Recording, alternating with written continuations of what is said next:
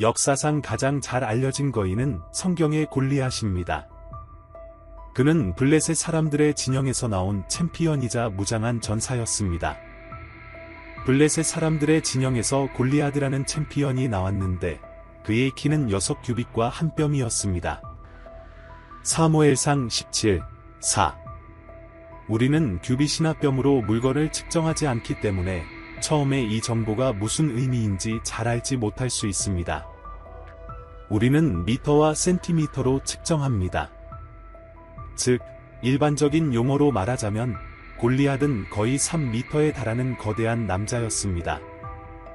그의 팔 길이를 고려하면 그가 팔을 머리 위로 들었을 때 얼마나 웅장한 모습을 하고 있었을지 상상할 수 있습니다. 그의 크기만 문제가 아니었습니다. 그는 머리에 청동 투구를 쓰고 5,000세겔의 청동으로 된 겹쳐진 금속판 갑옷을 입고 있었습니다. 그의 다리에는 청동 견갑을 차고 있었으며 어깨에는 청동창이 걸려 있었습니다. 그의 창대는 배틀의 가로대처럼 굵었고 창날은 600세겔의 철로 만들어졌습니다. 방패를 든 자가 그의 앞에서 걸어갔습니다. 사무엘상 17:5-7. 그는 우리가 쇠사슬 갑옷이라고 부르는 것을 입고 있었습니다. 블레셋 사람들은 어깨에서 무릎까지 청동 고리가 겹겹이 덮인 커다란 캔버스 같은 옷을 입었습니다. 이 갑옷은 적의 날카로운 무기들로부터 보호해 주었습니다. 개인적인 갑옷 외에도 골리앗 앞에는 한 사람이 그의 크기만한 방패를 들고 뛰어다니며 그를 추가적으로 방어했습니다. 그런 거대한 자를, 그것도 무거운 갑옷을 입은 상태로 마주치는 것이 얼마나 두려울지 생각해 보세요. 정말로 누구든 그를 상대로 싸우려고 하면 엄청난 불리함을 느꼈을 것입니다. 이 위압적이고 잘 준비된 전사의 존재에 대해 깊이 생각해 보세요. 골리앗은 이스라엘 군대 앞에 서서 이렇게 말했습니다. 왜 너희는 전투에 나서려 하느냐? 나는 블레셋 사람이 아니냐? 그리고 너희는 사울의 종들이 아니냐? 너희는 나와 싸울 사람을 선택하여 내게 보내라. 만약 그가 나와 싸워 나를 죽인다면 우리는 너희의 종이 되겠다. 그러나 내가 그를 이기고 그를 죽인다면 너희는 우리의 종이 되어 우리를 섬길 것이다. 사무엘상 17:8-9. 골리앗은 동양 문명에서 흔히 사용되던 전술, 즉 대표 전투, 1대1 결투를 제안했습니다. 그는 블레셋 군대를 대표했고 이스라엘이 선택하는 사람은 이스라엘 군대를 대표하게 될 것입니다. 결과는 단순했습니다. 승리한 편의 챔피언이 이기면 그 편이 승리자로 선언되고 패배한 쪽은 완전한 패배를 맞게 되는 것이었습니다. 모든 병사를 이 전투에 데려올 필요는 없다. 너희는 단지 나와 싸울 한 전사를 선택하라. 나는 그와 싸울 것이다. 나는 챔피언이며 나와 비교될 수 있는 자는 없다. 골리앗은 단순히 이 도전을 던지고 사라진 것이 아니라 40일 동안 이 도전을 끊임없이 던졌습니다. 블레셋 사람 골리앗은 아침과 저녁마다 나와서 40일 동안 그 자리에 섰습니다. 사무엘상 17시 16분. 그는 한 달이 넘는 기간 동안 매일 아침과 저녁으로 나와 자신의 크기와 힘을 과시하며 누군가 자신과 싸우도록 도전했습니다. 그동안 유다의 산지 베들레헴 근처에서 다윗이라는 젊은이는 아버지의 양을 돌보고 있었습니다. 그는 군대에 합류하기에는 너무 어렸습니다. 사실 그 당시 다윗은 이스라엘과 블레셋 사이의 갈등을 잘 몰랐을 가능성이 큽니다. 그는 아마도 골리앗에 대해서도 들어본 적이 없었을 것입니다. 그의 유일한 지식은 3명의 형들이 사울의 군대에서 복무 중이라는 사실이었습니다. 한편 다윗의 아버지는 세 아들에 대해 걱정하고 있었습니다. 이세는 나이가 많아져 혼자 산을 넘어갈 수 없었기 때문에 그는 막내 아들을 불러 이렇게 말했습니다. 다윗아, 나는 너에게 한 가지 일을 부탁하고 싶구나. 그래서 이세는 아들 다윗에게 말했습니다. 이 볶은 곡식 한 에바와 이 10개의 떡을 너희 형들에게 가져가고 빠르게 형들의 진영으로 달려가거라. 또한 이 10개의 치즈를 부대 지휘관에게 전해주고 형들이 어떻게 지내는지 알아보고 소식을 가져오너라. 사무엘상 17시 17분-18. 그리하여 다윗은 아침 일찍 일어나 양을 지키는 사람에게 맡기고 이새가 말한 대로 물품을 챙겨 떠났습니다. 그는 군대가 전투 대열을 이루며 전쟁의 함성을 외치고 있는 때에 진영에 도착했습니다. 사무엘상 17시 20분. 그가 이스라엘 진영의 가장자리에 가까이 다가가자 그는 군대가 전투를 준비하고 있는 모습을 보고 전쟁의 함성을 들었습니다. 그는 그저 그 자리에 서서 무슨 일이 일어나는지 보고 싶었습니다. 다윗은 형들에게 인사하기 위해 전방으로 달려갔고 그의 짐을 관리하는 사람에게 맡겼습니다.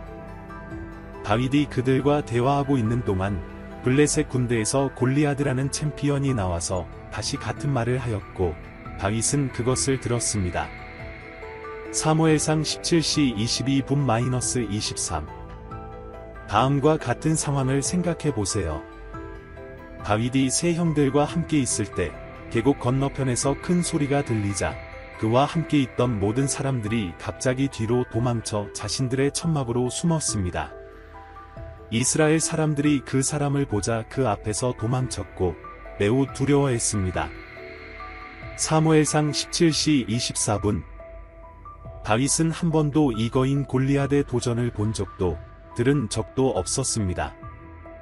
그는 전투장을 바라보며 거대한 남자가 갑옷을 입고 서서 외치고 도전하며 이스라엘의 하나님을 저주하는 것을 보았습니다. 다윗은 그 때문에 크게 분노했습니다. 기억하세요. 이스라엘 사람들은 40일째 골리앗과 대치하고 있었지만 다윗에게는 그가 처음 보는 장면이었습니다. 그러자 다윗은 옆에 있던 사람들에게 말했습니다. 이 블레셋 사람을 죽여 이스라엘의 수치를 제거하는 자에게 어떤 보상이 주어지겠느냐? 이 할례받지 못한 블레셋 사람이 누구이기에 살아계신 하나님의 군대를 모욕하고 능멸하느냐? 사람들은 그에게 그를 죽이는 자에게 주어질 보상에 대해 말해주었습니다. 사무엘상 17시 26분-27. 다윗은 사울 왕과 회담을 가졌습니다. 그는 사울에게 말했습니다. 골리앗 때문에 누구도 용기를 잃지 마십시오. 주의 종이 나아가 이 블레셋 사람과 싸우겠습니다. 그러나 사울은 대답했습니다. 너는 이 블레셋 사람과 싸울 수 없네. 너는 아직 젊고 그는 어릴 때부터 전사였네. 다윗은 사울에게 말했습니다. 주의 종은 아버지의 양떼를 돌보았습니다. 사자나 곰이 와서 양떼 중 하나를 물고 가면 나는 그 뒤를 쫓아가서 공격하여 양을 그의 입에서 구해냈습니다. 그가 나를 공격하려 하면 나는 그의 턱을 잡고 쳐서 죽였습니다.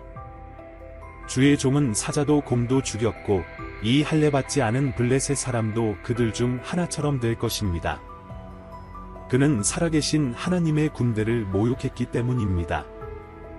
다윗은 계속해서 말했습니다. 사자와 곰의 발톱에서 나를 구하신 여호와께서 이 블레셋 사람의 손에서도 나를 구하실 것입니다. 그러자 사울은 다윗에게 말했습니다. 가거라, 여호와께서 너와 함께 하시기를. 사무엘상 17시 32분-37. 그 후 사울은 다윗에게 자신의 갑옷을 입히고 청동 투구를 그의 머리에 씌우고 그에게 쇠사슬 갑옷을 입혔습니다. 다윗은 갑옷 위에 칼을 찼지만 익숙하지 않아 걷기 어려웠습니다. 다윗은 사울에게 말했습니다. 나는 이것들에 익숙하지 않아서 갈 수 없습니다. 그러고 나서 다윗은 그 갑옷을 벗었습니다. 그는 손에 목자의 지팡이를 들고 시냇물에서 매끄러운 돌 5개를 골라 목자 주머니에 넣었습니다. 그리고 손에 물매를 들고 블레셋 사람에게 다가갔습니다. 사무엘상 17시 38분-40. 여기 다윗은 목자의 가장 단순한 옷차림으로 가장 단순한 도구인 물매와 지팡이를 들고 전투를 준비하고 있었습니다. 이제 결정적인 순간이 다가왔습니다. 블레셋 사람이 다가와 다윗에게 접근했으며 그의 방패를 든 자가 앞에 있었습니다. 블레셋 사람이 주위를 둘러보고 다윗을 보고 그를 조롱하며 멸시했습니다. 다윗이 젊고 아름다운 외모를 가지고 있었기 때문입니다. 블레셋 사람은 다윗에게 말했습니다. 내가 개이기에 너는 목자의 지팡이를 가지고 나에게 오는 것이냐? 그리고 블레셋 사람은 자기 신들로 다윗을 저주했습니다. 블레셋 사람은 또 다윗에게 말했습니다. 내게로 오라. 내가 너의 살을 하늘의 새들과 들짐승들에게 주겠다.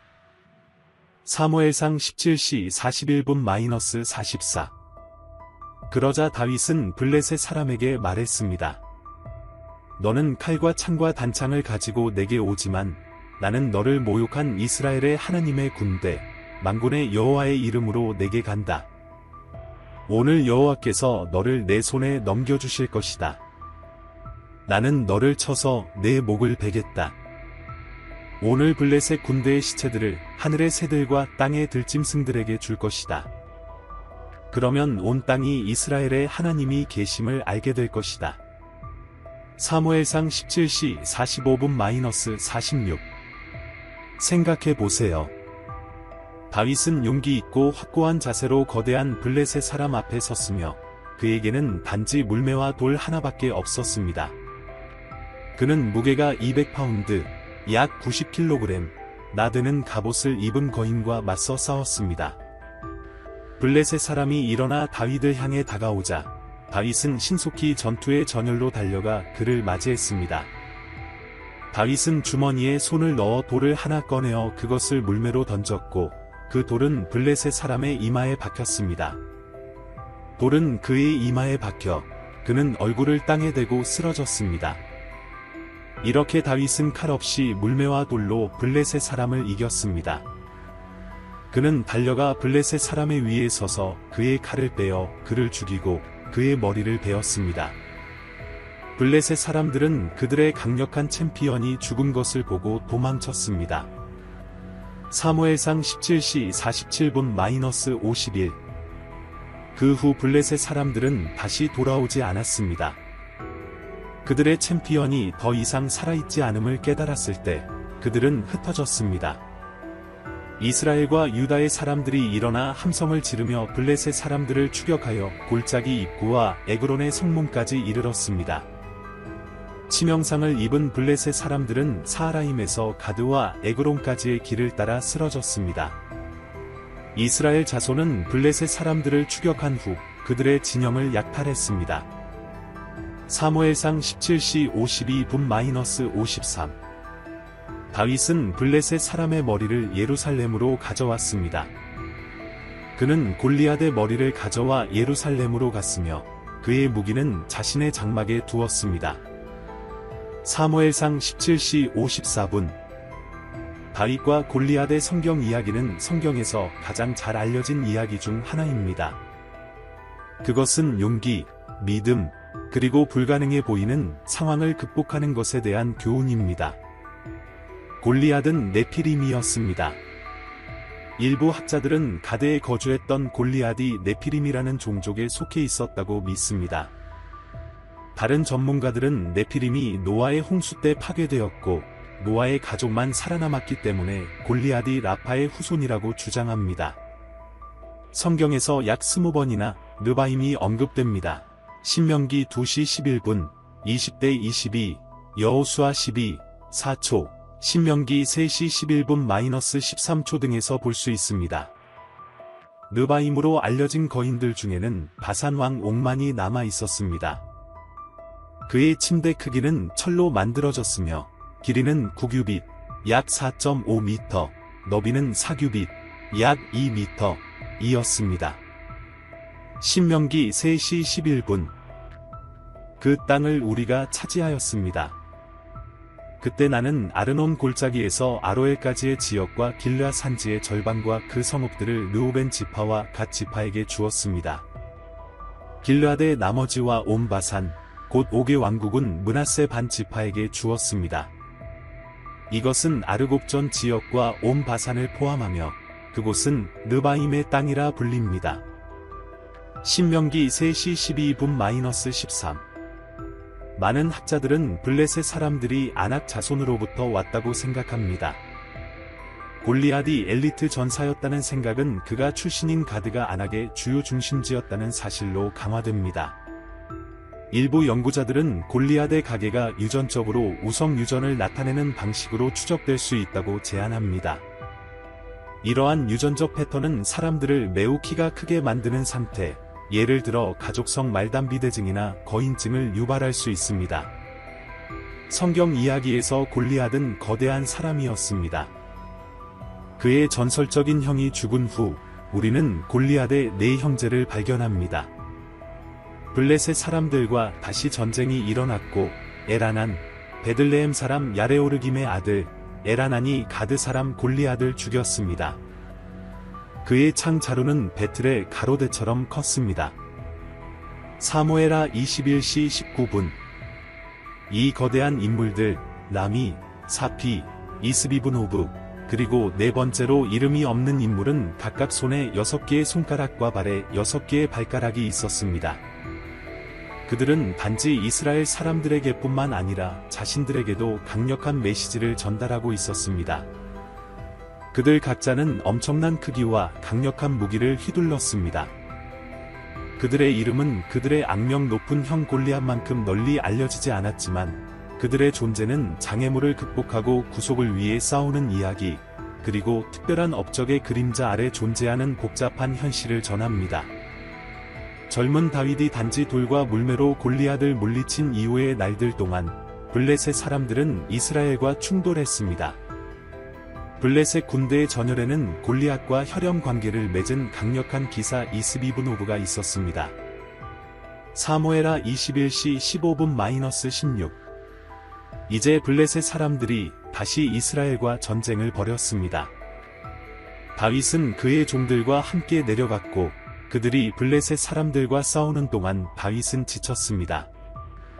그때 거인의 후손 중 하나인 이스비브노브가 다윗을 죽이려 했습니다. 그의 창의 무게는 300세겔의 청동이었으며 그는 3칼로 무장하고 있었습니다. 이스비브노브는 다윗이 약해진 것을 보고 그를 죽이려 했습니다. 그러나 그는 하나님을 고려하지 않았고 그 때문에 그날 모든 사람이 죽임을 당했습니다. 이스비브노브처럼 하나님의 추종자들을 반대하는 자들은 종종 강하고 똑똑하며 그들이 성공할 것이라고 확신합니다. 그러나 그들이 아무리 강하고 똑똑하고 자신만만해도 그들 중 누구도 하나님의 능력을 이길 수 없습니다. 적절한 때에 아비새가 개입하여 놀라운 방법으로 다윗을 구했습니다. 사무엘하 21시 17분. 그러나 스루야의 아들 아비새가 다윗을 도와 블레셋 사람을 쳐서 죽였습니다. 그러자 다윗의 사람들이 그에게 맹세하여 말했습니다. 당신은 다시는 우리와 함께 전쟁에 나가지 말아야 합니다. 이스라엘의 등불이 꺼지지 않도록 하십시오. 사무엘하 21시 17분. 아비새는 다윗의 누이 스루야의 맏아들로서 분명히 요압과 아사엘의 형제였습니다. 충성심과 용기에 의미 있는 행위로 아비새는 다윗과 함께 사울의 진영으로 들어가는 과감한 임무를 단독으로 수행했으며 그들은 왕의 창과 물병을 사울의 잠자리에서 직접 가져왔습니다. 다윗이 그의 아들 압살롬이 이끈 반란에 맞섰을 때 아비새는 다윗의 군대 중 세 주요 부대 중 하나를 이끌 책임을 맡았습니다. 아비새는 또한 유명한 용사들 중 두 번째 계층의 지도자로서 두드러진 위치를 차지했습니다. 사무엘하 23시 18분. 스루야의 아들 요압의 형제 아비새가 30명의 우두머리였습니다. 그는 창을 들고 300명을 쳐 죽였으며 세 사람 중에서도 명성을 얻었습니다. 이 이야기에서 우리는 아비새의 용기와 그의 지도자에 대한 강한 충성심을 인식해야 합니다. 더 많은 찬사는 다윗이 가장 필요할 때 하나님께서 기적적인 타이밍과 지원으로 개입하셨다는 점에서 하나님께 돌려져야 합니다. 아무리 상황이 어려워도 고귀한 목적을 가진 사람과 결단력 있는 수호자는 혼자 남겨지지 않습니다. 아비새는 확고하게 서 있었고 상황이 나빠 보일 때에도 도망가지 않았습니다. 그는 용감하게 자신의 위치를 지켰고 그 결정적인 순간에 하나님께서 도움을 보내셨습니다. 도와주는 사람이 더 정보 경험이 부족했음에도 불구하고 다윗은 그 지원을 겸허하게 받아들였습니다. 가장 용감한 영웅들도 때로는 약해질 수 있는 순간이 있지만 두려움에 굴복하지 않고 확고하게 서 있는 사람들은 구원을 얻게 됩니다. 그들은 이 경험 후에 더 강해지고 승리하게 됩니다.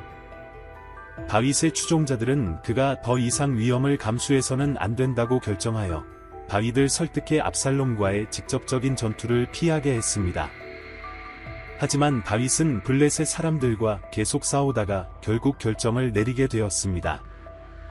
위험에서 가까스로 벗어난 후 다윗의 사람들은 다윗, 즉 이스라엘의 빛과 자랑이 더 이상 그러한 위험을 감수해서는 안 된다고 맹세했습니다. 다윗과 같은 사람들은 그들의 백성에게 너무나 중요한 존재이므로 그들의 생명을 보호하는 것이 매우 중요합니다. 아비새는 그날 영웅이 되었고 다윗은 또 다른 전투를 위해 살아남았습니다. 이스비브노브는 이스라엘과 블레셋 사람들 사이에 계속되는 싸움과 다윗과 같은 위대한 지도자들이 전장에서도 겪었던 위험을 잠시나마 강렬하게 상기시켜줍니다. 또한 이는 아비새의 신속한 행동이 그의 왕을 구한 충성심과 우정을 상징하는 이야기입니다. 사프. 성경은 사프를 블레셋의 가드 도시에서 나오는 느바임의 거인 후손 중 하나로 언급합니다.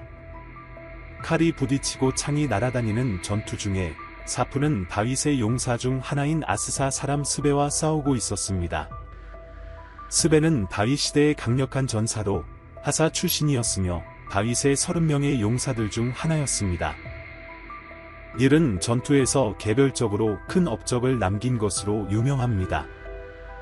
역대상 11장. 또한 용사들 중에는 라미가 있었습니다. 라미는 골리앗의 형제로 그의 창은 매우 두꺼워 베틀의 가로대와 같다고 전해졌습니다. 역대상 25. 블레셋 사람들과 다시 전쟁이 벌어졌고 야레의 아들 에라난이 가드 사람 골리앗의 형제 라미를 죽였습니다. 그의 창 자루는 베틀의 가로대 같았습니다. 성경시대의 베틀의 가로대는 강하고 원통형의 나무로 진물 제작을 위해 수직실, 즉 날씨를 고정하는 역할을 했습니다. 이 가로대의 목적은 날씨를 분리하고 천이 짜이는 동안 감을 수 있게 하는 것이었습니다. 성경이 베틀의 가로대를 언급할 때 이는 그만큼 창이 두껍고 튼튼했음을 강조하는 것이며 일반 사람들이 사용하는 얇은 창과 대조됩니다. 성경에는 베틀의 가로대나 창을 언급하는 구절이 정확히 4번 나오며 그중 2번은 골리앗의 창에 관한 것입니다. 이스라엘이 블레셋 사람들을 이긴 이야기는 다윗이 없어도 이스라엘이 큰 적들을 이길 수 있었음을 보여줍니다. 다윗이 더 이상 거인들과 싸우지 않았을 때 이 용감한 사람들은 뛰어난 업적을 이루었습니다. 세대의 지도자들이 사라지면 하나님은 새로운 지도자들이 일어나 다음 세대를 승리로 이끌도록 보장하십니다. 골리앗을 이긴 전설적인 승리는 다윗이 블레셋 전장에서 적대적인 역할을 했다는 이야기를 더욱 부채질했을 것입니다. 다윗은 분명 블레셋 사람들에게 지속적인 짜증의 원천이었습니다. 라미가 다윗을 제압하려 했으나 그의 운명은 형과 똑같이 끝났습니다. 그러나 라미는 단순히 아무와 싸운 것이 아닙니다. 그는 하나님이 지원하는 사람과 맞섰습니다. 라미에 대해 많이 알지는 못하지만 그의 패배는 이스라엘 사람들에게 그들의 진정한 힘은 숫자나 무기에서 오는 것이 아니라 하나님으로부터 온다는 것을 다시 확인시켰습니다. 성경은 이름 없는 거인을 가드 외에는 언급하지 않습니다. 다시 전쟁이 벌어졌고 24개의 손가락과 발가락을 가진 큰 키의 남자가 있었습니다.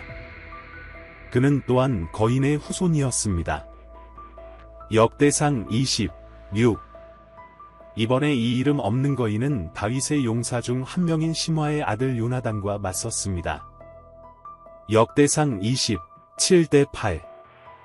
그가 이스라엘을 조롱했을 때 요나단, 다윗의 형제 시므아의 아들이 그를 죽였습니다.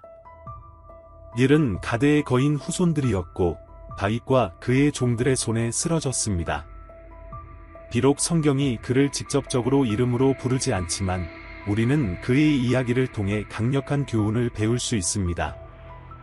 그것은 겸손에 관한 교훈으로 가장 강력한 거인들조차도 이해하지 못하는 조용한 힘입니다. 본문은 이 4명의 인물을 르바임으로 소개합니다. 이를 더 명확히 하기 위해 신명기 2시 11분과 20일에서 아낙 자손이 르바임의 일부로 여겨졌다는 것이 기록되어 있습니다.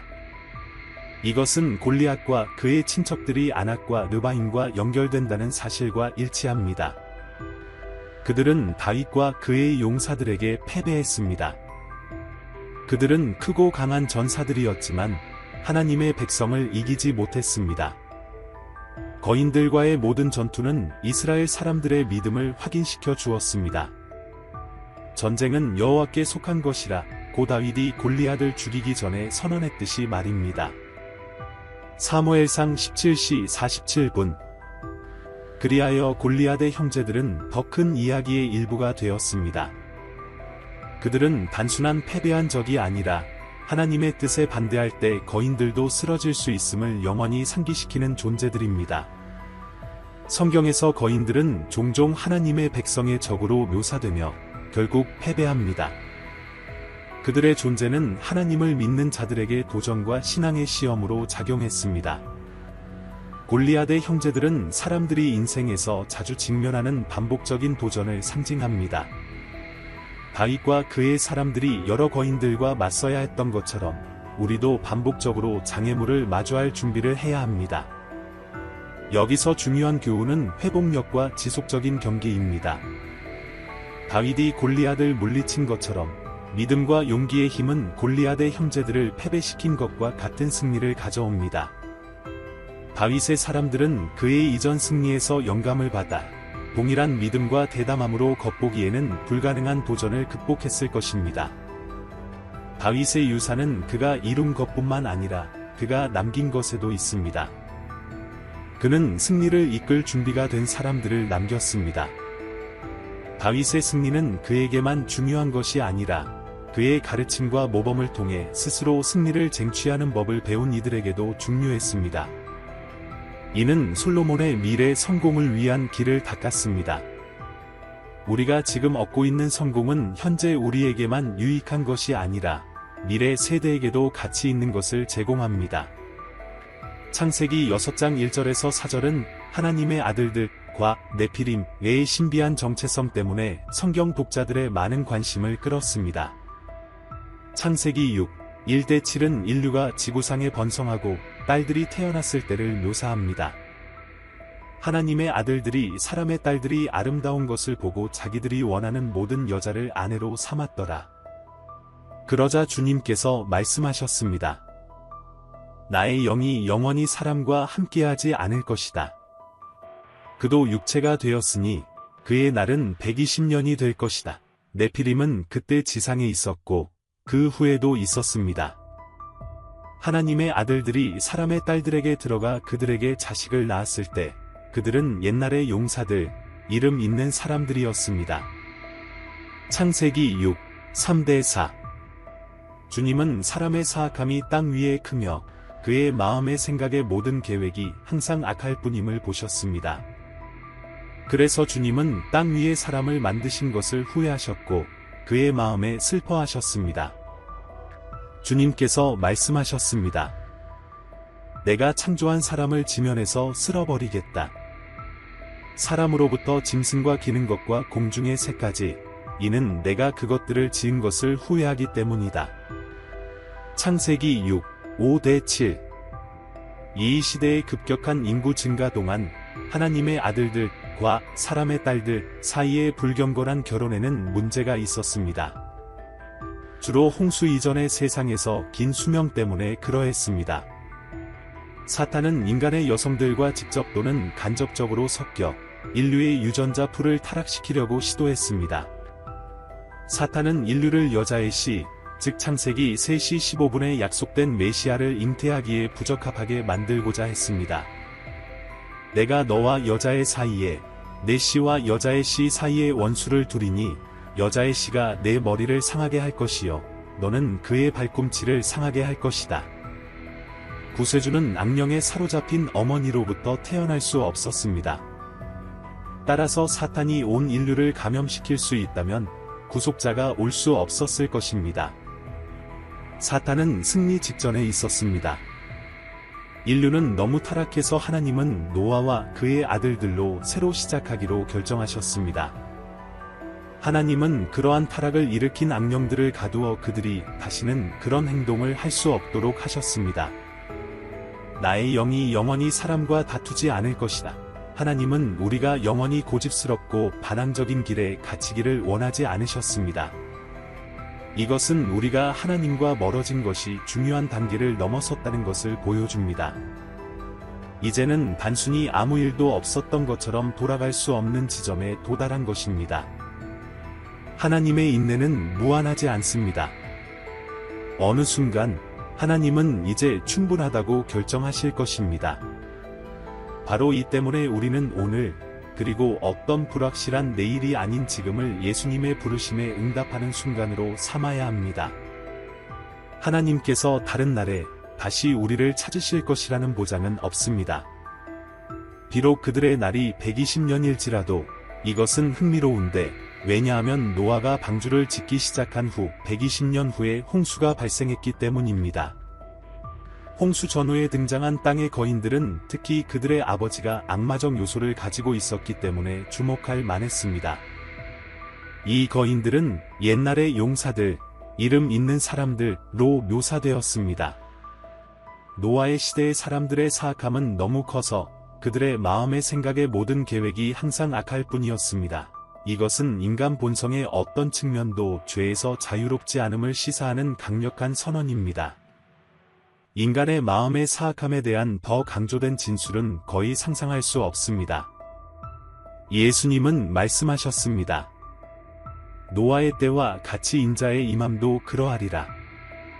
마태복음 24:37, 즉 예수님이 오시기 전 세상의 상태는 홍수 이전의 세상과 비슷할 것입니다. 불행히도 많은 사람들이 이 구절을 무시합니다. 그리스도 탄생 이전과 초대교회의 시기에 믿는 자들은 하나님의 아들들을 영적 존재 또는 천사로 이해했으며 이들이 인간 여성과 결혼하여 네피림이라는 거대한 자손을 낳았다고 믿었습니다. 오늘날 이러한 해석은 흔치 않습니다. 오늘날 사람들은 종종 초자연적인 설명을 거부하기 때문입니다. 많은 그리스도인들이 예수님의 기적적인 탄생과 부활과 같은 성경적 사건들을 받아들일 수 있을지라도 인간과 영적 존재의 결합으로 거인이 태어났다는 개념을 믿기 어려워합니다. 창세기 6장 6절은 주님께서 후회하셨다고 말합니다. 일부 성경 번역에서는 슬퍼하시다 라는 표현을 사용합니다. 히브리어로 낙함, 넥섬, 은 후회하다 또는 슬퍼하다 라는 의미로 깊은 슬픔이나 무거운 한숨을 표현합니다. 주님께서 후회하셨다는 구절은 하나님께서 우리가 이해할 수 있도록 자신의 감정을 드러내시는 것임을 의미합니다. 이 성경 구절은 인간의 죄가 하나님을 깊이 슬프게 했음을 암시합니다. 하나님은 순수한 사랑의 구현체이십니다. 하나님은 우리를 매우 사랑하시며 우리의 복지를 간절히 원하십니다. 우리의 죄는 하나님을 깊이 괴롭게 하고 우리가 바른 길에서 벗어날 때 그분은 슬픔을 느끼십니다. 성경에서 가장 감동적인 말씀 중 일부는 창세기 6장 6절에 있습니다. 여호와께서 땅 위에 사람 지으셨음을 한탄하사 마음에 근심하시고 하나님께서는 노아의 가족을 제외한 모든 인류가 멸망해야 한다는 사실에 슬퍼하셨습니다. 하나님은 자신을 닮도록 창조한 사람들을 사랑하셨고 그들이 땅을 다스리며 하나님의 영광을 반영하길 원하셨습니다. 그런데 왜 사람들은 갑자기 회개에 둔감해졌을까요? 경건한 혈통이 불경건한 혈통과 섞였기 때문일까요? 아니면 인간이 영적 존재들과 혼합되었기 때문일까요? 저는 마지막 가설을 지지하고 싶습니다. 하나님의 아들들이 누구였는지에 대한 세 가지 주요 견해가 있습니다. 첫째, 일부는 그들이 타락한 천사들이었다고 믿습니다. 둘째, 다른 사람들은 그들이 강력한 인간 지도자들이었다고 주장합니다. 셋째, 그들은 셋의 후손들로 가인의 죄악된 혈통과 결혼한 것으로 해석됩니다. 하나님의 아들들, 이 천상 존재들이며 인간 여성들과 결합하여 네피림을 낳았다는 전통적인 믿음을 뒷받침하는 중요한 근거는 구약 성경에서 하나님의 아들들이라는 용어가 일관되게 천사를 가리킨다는 점입니다. 욥기 1장 6절은 이렇게 말합니다. 이제 하나님의 아들들이 주 앞에 나아가 섰고 사탄도 그들 가운데 왔더라. 욥기 2장 1절. 다시 하나님의 아들들이 주 앞에 나아가 섰고 사탄도 그들 가운데 왔더라. 욥기 38장 7절. 새벽 별들이 함께 노래하며 하나님의 아들들이 다 기뻐 소리 질렀느니라. 이 모든 경우에 하나님의 아들들은 천사적 존재들, 사탄을 포함합니다. 욥기에서 사용된 구절들은 창세기 6장이 영적 존재들, 즉 천사들을 언급하고 있음을 시사합니다. 창세기 6장 1절에서 2절은 하나님의 아들들과 인간을 대조하며 이들이 인간이 아님을 암시합니다. 창세기 6장 1절은 사람들이 번성하고 딸들이 태어났다고 말합니다. 사람이라는 히브리어 단어는 인류를 나타내는 일반적인 용어로 창세기 5장 1대 2절에서 사용된 것과 동일합니다. 하나님의 아들들은 사람들과 대조되며 따라서 하나님의 아들들은 인류와 구별된 존재들이었고 사람의 딸들과 결혼했습니다. 그 결과 하나님의 아들들은 어떤 종류의 비인간적인 존재들이었을 가능성이 큽니다. 이 맥락은 네피림들이 영적 존재와 인간의 결합에서 나온 산물임을 암시합니다. 네피림 또는 타락한 자들은 창세기 6장 4절에서 신비로운 인물들로 묘사됩니다. 그들은 옛적의 용사들, 유명한 사람들이었습니다. 본문은 네피림들이 어떻게 존재하게 되었는지 설명하지 않으며 단지 그들이 그때와 그 후에도 땅에 있었다고만 말합니다. 하나님의 아들들이 사람의 딸들에게 들어가 자녀를 낳았을 때 그들은 존재했습니다. 본문은 그들의 존재만을 확인할 뿐입니다. 왜 네피림들이 창세기 6장에서 하나님의 아들들과 사람의 딸들의 결혼과 함께 언급되었을까요? 이 용사들이 어떻게 생겨났는지, 이 결혼이 아니었다면 그들의 기원은 불분명합니다. 유다는 창세기 6장 1대 4절을 영적 존재와 인간의 결혼에 대한 언급으로 이해한 것으로 보입니다. 유다서 6절은 자기의 처소를 지키지 아니하고 그 처소를 떠난 천사들에 대해 말합니다. 유다가 어떤 숨겨진 사건을 언급하지 않는 한 그는 창세기 6장 1대 4절에서 설명된 대로 천사들이 하늘을 떠나 땅에서 살게 된 것을 암시하는 것처럼 보입니다. 이 관점은 하나님의 아들들, 이 인간 여성과 결혼하여 네피림을 낳았다는 오랜 믿음을 뒷받침합니다. 이 개념이 오늘날에는 낯설게 보일 수 있지만 성경의 나머지 현실과 마찬가지로 그리 특별할 것도 아닙니다. 하나님이 창조하신 우주는 광대하며 종종 우리의 일반적인 이해를 넘어섭니다. 하나님의 아들들은 사람의 딸들을 보았습니다. 하나님의 아들들을 하나님을 반역한 악마나 타락한 천사로 보거나 악령에 사로잡힌 인간으로 보는 것이 더 정확하며 사람의 딸들은 인간 여성들로 이해됩니다. 유다서 6절은 또한 하나님께서 이 악한 천사들에게 어떻게 하셨는지 설명합니다. 또 자기 지위를 지키지 아니하고 자기 처소를 떠난 천사들을 큰 날의 심판 때까지 영원한 결박으로 흑암에 가두셨으며 유다서 1, 6 베드로전서 3장 19대 20절은 예수께서 십자가에 달리신 후 이 타락한 영들에게 자신의 승리를 선포하셨다고 말합니다. 그는 영으로 옥에 있는 영들에게도 전파하시니라. 그들은 전에 노아의 날의 방주를 예비할 동안 하나님이 오래 참으실 때 순종하지 아니하던 자들이다.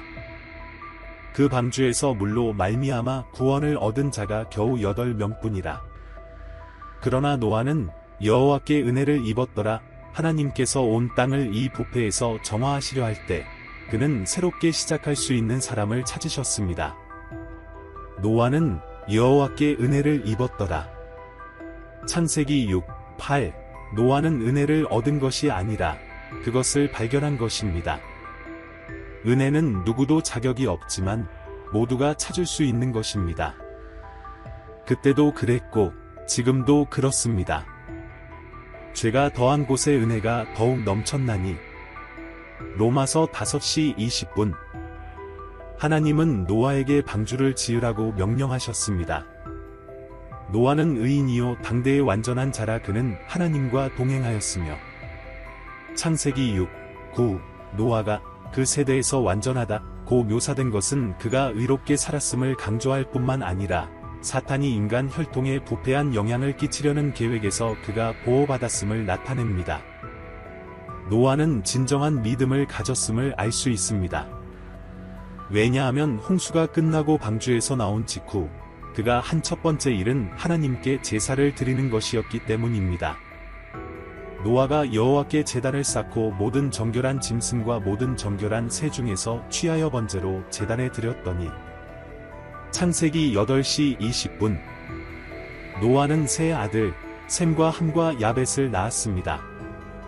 이 세 아들은 인류의 역사에서 중요한 역할을 할 것입니다. 하나님은 이들을 통해 인류의 나머지를 재건하실 계획이었습니다. 하나님은 인류 전체를 멸하지 않고 남은 자들을 보존하셨습니다. 홍수 후에 타락한 천사들이 다시 죄를 지었지만 이번에는 홍수 이전에 일어났던 일에 비해 훨씬 작은 규모로 일어났던 것 같습니다. 이스라엘 백성이 모세에게 돌아와 가나안 땅을 탐지한 후 그들은 거기서 거인들을 보았다고 보고했습니다. 그러나 이 정탐꾼들이 가나안에서 매우 키가 큰 사람들을 보고 두려움에 휩싸여 그들을 잘못해서 네피림이라고 생각했을 가능성이 더 큽니다. 홍수 이후에도 악령들이 인간 여성들과 다시 결합하여 더 많은 네피림을 낳았을 가능성도 있습니다. 어쩌면 네피림의 일부 특성이 노아의 며느리 중 한 명의 혈통을 통해 유전되었을지도 모릅니다. 그럼에도 불구하고 가나안에서 발견된 이 거인들은 이스라엘 백성이 그 땅을 정복하는 과정에서 물리쳤습니다. 이스라엘 백성은 이 거인들을 정복한 것은 이때뿐만 아니라 그들의 역사 속에서도 거듭되었습니다. 우리는 노아의 때의 홍수를 기억합니다. 하나님께서는 방주를 통해 오직 8명의 사람들만 구원하셨습니다. 이들은 하늘의 존재들로부터의 죄에 오염되지 않은 의로운 사람들이었습니다. 그 죄를 지은 천사들은 지옥에 던져졌고 어둠 속에 사슬로 묶였다는 이야기가 전해집니다. 기도합시다. 사랑하는 주님, 우리는 주님의 거룩한 말씀을 통해 이해와 깨달음을 구하며 주님 앞에 모였습니다. 주님께서는 우리에게 이 영원한 말씀을 주셨습니다. 그것은 삶의 복잡함을 헤쳐나갈 수 있는 길잡이이며 주님의 지혜 속에서 위로를 찾을 수 있는 축복입니다. 우리가 주님의 가르침에 깊이 들어갈 때 우리의 마음에 명료함을 주시고 그 본질을 깨닫기 위한 순수한 마음을 허락해 주소서. 주님의 말씀을 경외하는 마음으로 다가가 그 깊은 의미와 우리에게 주는 교훈을 인식할 수 있도록 겸손함을 허락해 주소서. 우리의 고정관념을 버리고 편견이나 판단 없이 주님의 신성한 지도를 받을 수 있도록 우리의 마음을 열어 주옵소서. 주님의 말씀은 우리 삶의 빛이 되어 정의의 길을 밝혀주고 우리를 주님과 더 깊은 연결로 인도해 주시기를 간구합니다. 우리가 읽고 숙고하는 모든 말씀이 우리 안에 울려 퍼지며 우리의 영혼을 일깨우고 주님의 뜻에 따라 살도록 영감을 주시기를 바랍니다. 지식과 이해를 추구하는 우리의 여정 속에서 우리를 인도해 주시고 해석의 복잡함 속에서도 진리를 분별할 수 있도록 도와주소서. 주님의 신성한 지혜와 인간의 어리석음을 구별할 수 있는 분별력을 주옵소서. 주님의 성경을 공부하는 동안 우리의 마음을 사랑과 자비로 채워주시고 언제나 다른 사람들에게 친절과 공감을 보여줄 수 있도록 우리를 일깨워 주옵소서. 주님의 가르침이 우리를 주님의 평화의 도구로 삼아 우리가 가는 곳마다 사랑과 이해를 퍼뜨릴 수 있기를 간구합니다. 주님의 말씀에서 배운 교훈을 우리의 일상생활에 적용할 수 있는 힘을 주시고 우리의 생각과 말과 행동이 주님께서 우리 안에 계신다는 것을 반영하게 하소서. 주님의 말씀은 시련의 시간에 위로의 원천이 되고, 절망의 순간에 희망의 원천이 되며, 축하의 시간에 기쁨의 원천이 되게 하소서. 우리가 영적 성장과 이해를 추구하며 함께 걷는 이 공동체를 축복해 주시기를 간구합니다. 우리가 서로를 지지하고 격려하며 주님의 사랑 안에 뿌리를 둔 연합과 협력의 정신을 키워나가도록 도와주소서. 마지막으로 우리가 인생의 복잡함을 헤쳐나갈 때 주님의 인도와 보호를 구합니다. 주님의 말씀은 우리가 맞닥뜨린 폭풍 속에서도 견고한 바위 되며 주님의 변함없는 사랑과 영원한 존재를 항상 기억하게 해주소서. 예수님의 이름으로 기도드립니다. 아멘.